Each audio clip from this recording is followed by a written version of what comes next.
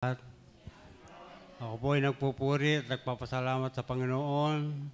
Sa hapong ito tayo nakasama-sama, nagpupuri at sumasamba sa kanyang kaluwalhatian.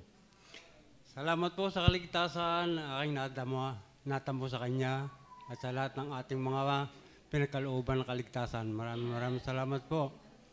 At salamat din po sa buhay na patuloy na pinagkakalob niya sa akin.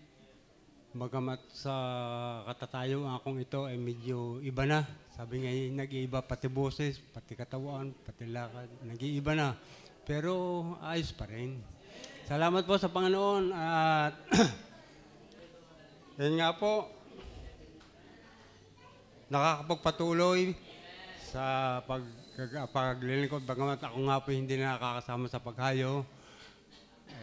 Yun ay malaking kakulangan sa akin na hinahanap-hanap ko rin pero talagang hindi nga makasama nung sa outreach gusto ko rin sumama pero hindi rin makasama dahil hindi ko alam, dahil lang baka sadya ko pinipigilan ng Panginoon dahil lang ang mga naiwan lang dito ang pastor, mga pastor na halimbawa may kailanganin ay wala matatawagan.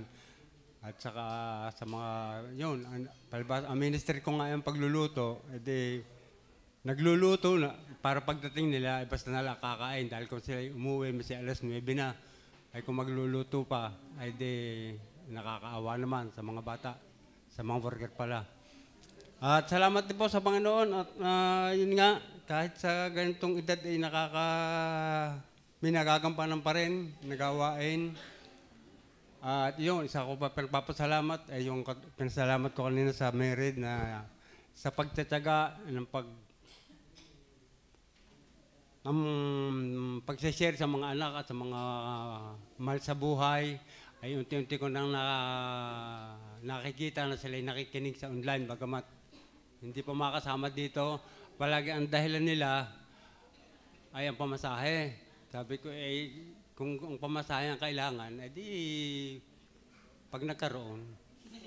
At saka sabi ko, may malapit naman ikaw din kung gusto na talaga ninyo makinig ng salita ng Diyos, meron din sa Good Shepherd, meron sa Balagtas, ay nasa sa ninyo na ikaw yun. Makinig kayo, basta kayo makinig sa salita ng Diyos. Pero salamat po at ngayon sa online na sila nakikinig.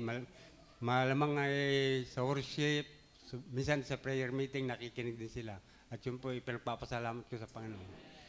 At salamat din po sa Panginoon at ako nakarating din nga ng ganitong katanda na at kaedad na ay nakakapagpatuloy pa rin niya.